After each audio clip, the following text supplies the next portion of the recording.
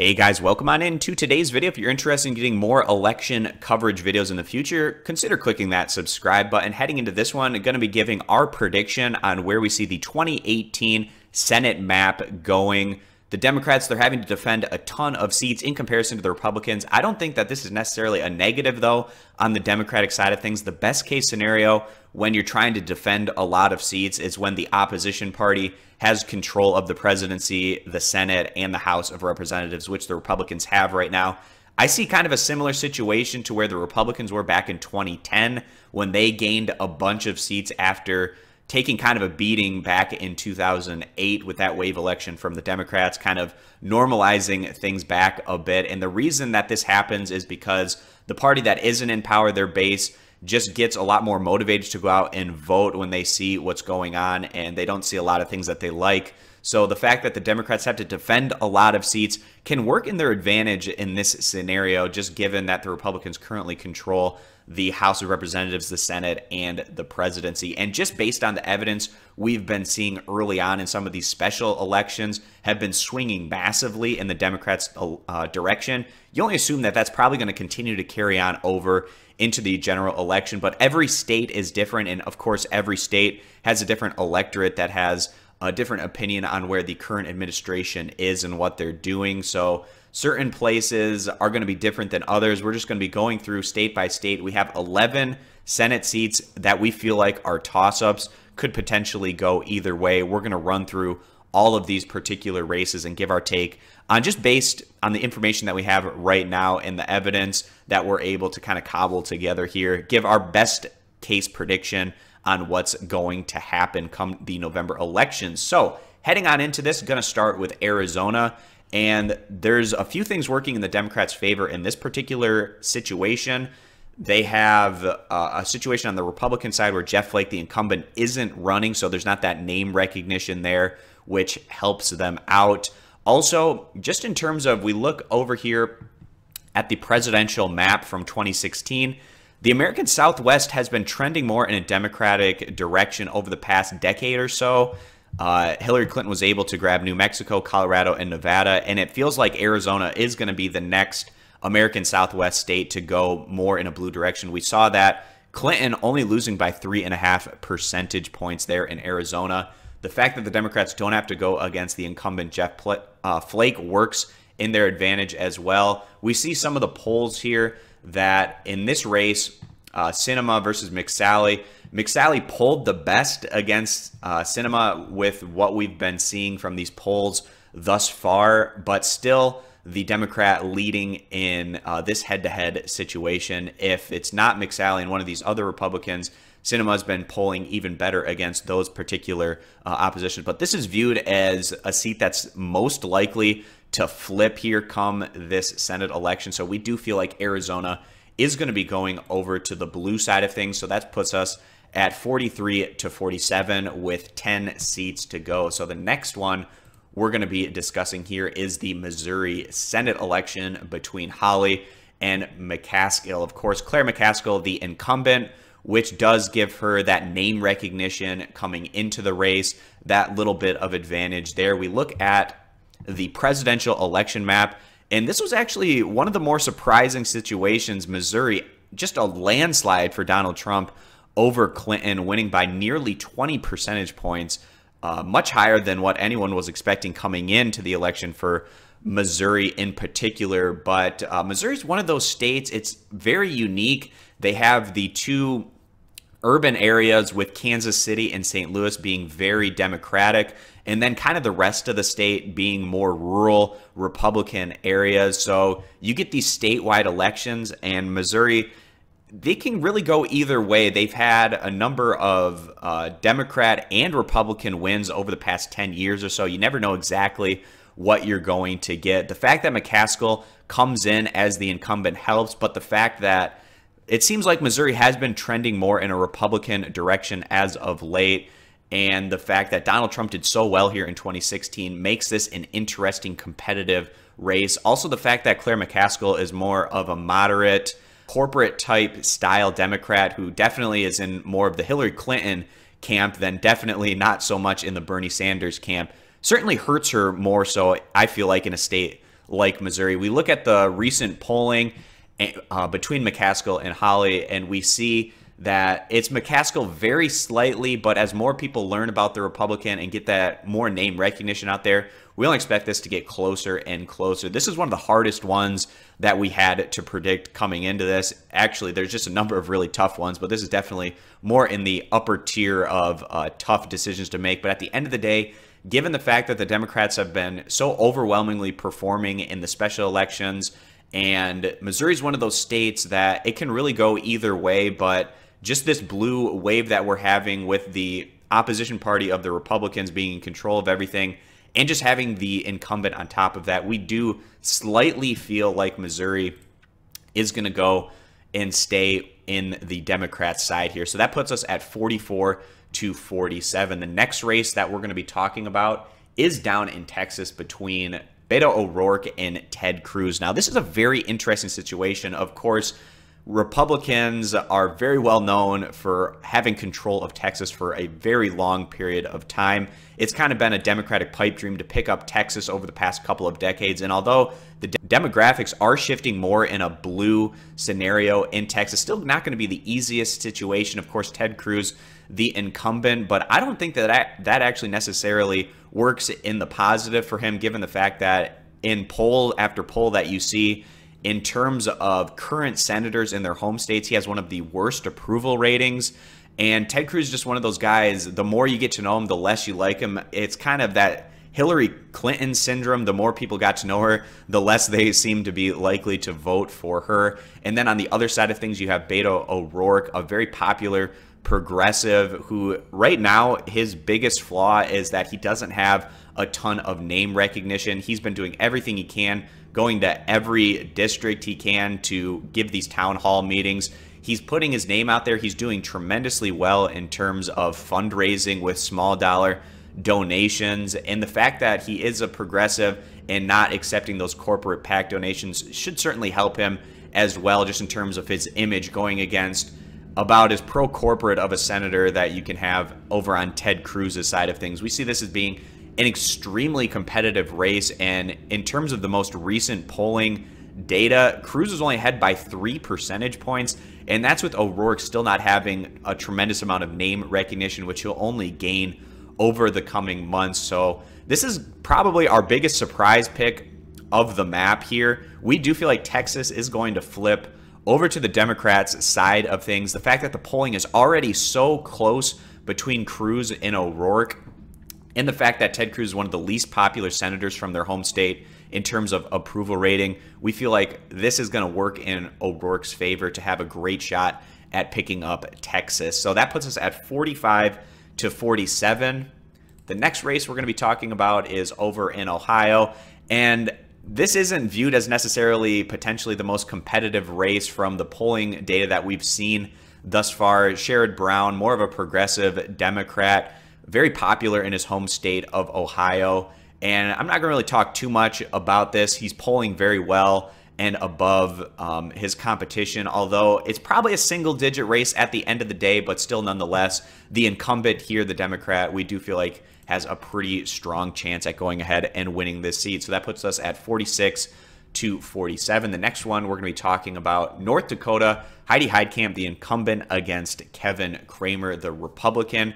Looking back at the 2016 results here in North Dakota, just a massive, overwhelming victory there for Donald Trump against Hillary Clinton, winning by about 35 percentage points. This is a state that I think the Republicans have one of their best shots at picking up a seat. Heitkamp, one of the more corporate, moderate-style Democrats, definitely in the Hillary Clinton camp in comparison to Bernie Sanders. And a state like North Dakota, when you talk about the Republican voter, definitely more in the eyes of a Bernie Sanders type candidate than a Hillary Clinton. I think that hurts Heitkamp at the end of the day. So with the Republicans looking to try to pick up some of these seats here or there in states that they did very well with in the general election in 2016, we feel like North Dakota is going to flip over to the Republican side of things. Of course, we look at the polling data, not a whole lot. This was a poll taken back in February. It had Heitkamp up only slightly, and for an incumbent to be only up by this amount of points, kind of like the Ted Cruz situation,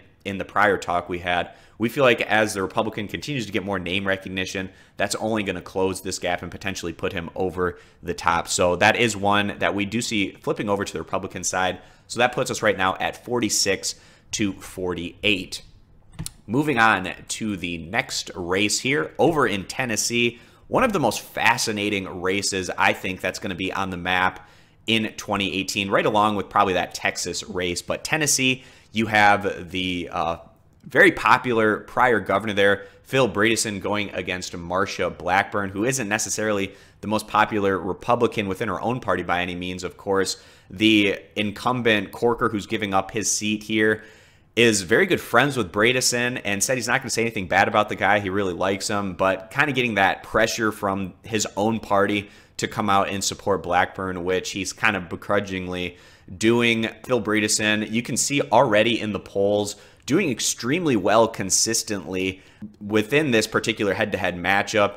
Like I said, former governor, he's already won a statewide election before, and this is another one of those situations where I feel like the Democrats picked an extremely good candidate to have the best chance at potentially picking up this seat, going against a Republican that isn't necessarily overwhelmingly popular with all of the Republican supporters within their party, and not having to go against the incumbent Corker, also working in the Democrats' favor here. So we do think that Tennessee is going to go to the blue side here and side with the Democrats. So that now puts us at 47 to 48. Moving on to the next one, another great, probably competitive matchup here in Nevada.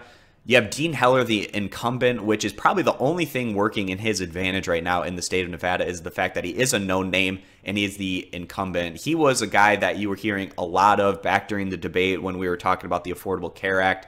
That really hurt his numbers overall. Maybe he can separate himself enough from that, and that was long ago enough that people are starting to forget about that a little bit. On the Democrat side of things, the challenger, Jacky Rosen, you can see already in the polling data, we only have one poll to go off of, but basically a tie as the Democrat continues to get more name recognition out there. And the fact that Dean Heller isn't necessarily the most popular incumbent by any means. And we go back to the 2016 election map, and Nevada went for Hillary Clinton over Donald Trump. And as a state overall, Nevada's been shifting more towards a Democratic footprint. So all of this is playing into the Democrats' favor to try and pick up a seat here. And when you take that all into account, we see at the end of the day, we have this one going to the Democrats' side of things as well. Moving on to the next Senate election race here, we have the Florida Senate seat.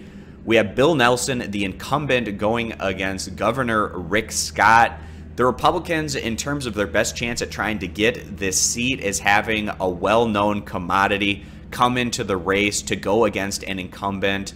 And having that name recognition from Rick Scott is definitely going to make things more competitive than if it was someone that wasn't as well known throughout the state. Bill Nelson, of course, an older guy. He's fairly popular within his home state. He did a lot during that tragic gun shooting down there, doing visits and town halls and all that sort of thing to kind of boost him overall in terms of just the particular gun debate, which I feel like is going to be a big thing, of course, in the state of Florida with the tragedy that happened down there. So that's a big boost to the Democrat side of things. Also, having the incumbent is working in their favor here as well. We look back at the 2016 election. Florida, it's always one of those states that can go either way. Hillary Clinton only came up about 100,000 votes short, about 1 percentage point or so from Donald Trump. And Florida's just one of those states, it can really go either way. It just depends on the election situation. And the fact that the Democrats are polling so well and doing much better than you would typically expect on just an average year is also working in their favor in a state that's pretty much a coin flip on any day of the week. So at the end of it, we do feel like Florida is going to stay with the Democrats here with Bill Nelson. Rick Scott kind of losing some of his popularity because of the gun debate stuff as well, which we feel like can be a big factor in this election down in Florida. So that puts us at 49 to 48, just 3 more seats left to talk about.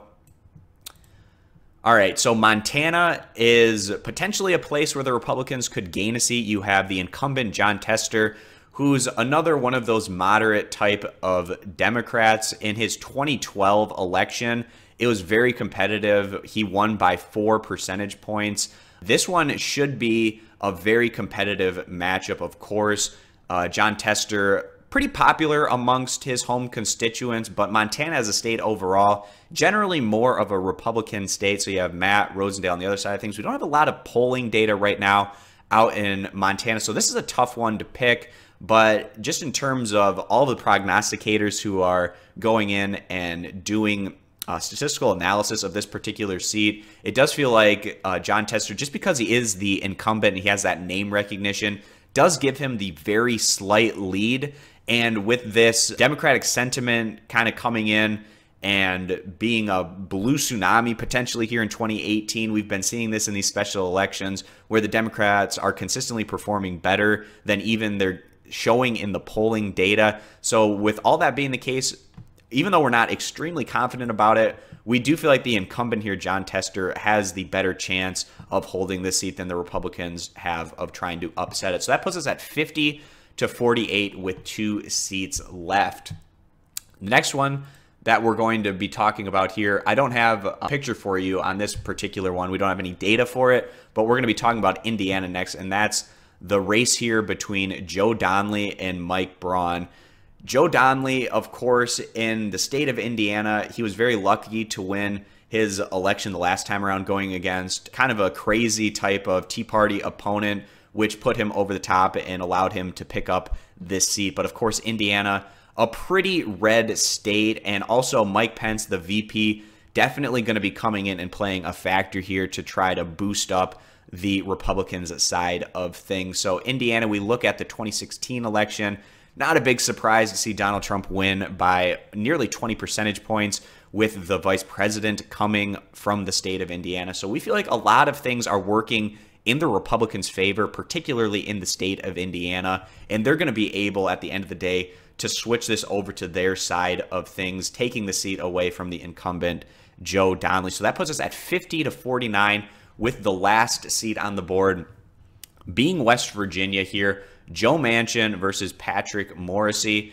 And the only polling numbers we have is from a very long time ago, so we take this with a grain of salt. Joe Manchin, he got by far and away the most votes of any Senate primary candidate back during that election. We'll bring that up here. So as we can see here, Joe Manchin, 111,000 votes in just the most recent primary election, and the Democrats as a whole, about 160,000 votes. You compare that over to the Republican side, where their primary was much more competitive. So you would think in general, you'd want to elect and go out and vote more so in a competitive primary. Still well short here, 136,000 votes, with their top vote getter getting about 47,000 votes. So Paula Jean Swearingen, her votes almost definitely are going to go to the Joe Manchin side of things. Even though he is a very conservative Democrat, he's still much more Democrat-leaning, obviously, than on the Republican side of things. So definitely that 160,000 votes probably in Joe Manchin's corner. And then Patrick Morrisey sitting at 47,000, trying to get all of those extra votes to even get him up to that 136,000. And then he's got to try to close that gap as well. And the fact that he's going against an incumbent in Joe Manchin who's pretty popular within his home state, the Republicans feel like this is a great chance for them to pick up a seat. But I'm a little bit more skeptical, I should say, about those potential prospects there in West Virginia, especially with all of the momentum that we've been seeing on the Democrats' side of things. So with that being the case, we do feel like Joe Manchin is the difference maker here to go ahead and win this seat, to put us at 51 to 49, just getting the Democrats over the needed requirement there, having to get over 50 to the 51 number to gain control of the Senate. So just kind of going back over and giving a review of how we have this Senate map playing out.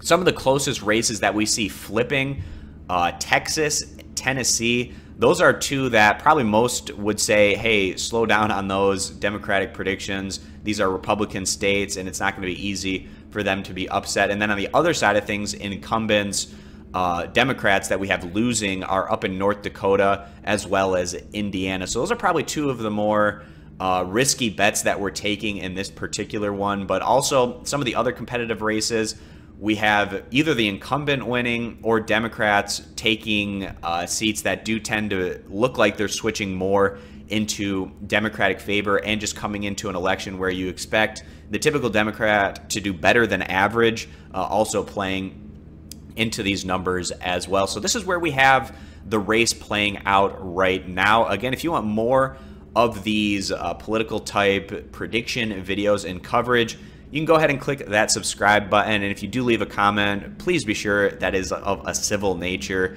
It will be moderated. So thanks guys for stopping on in, and we hope to see you in future videos.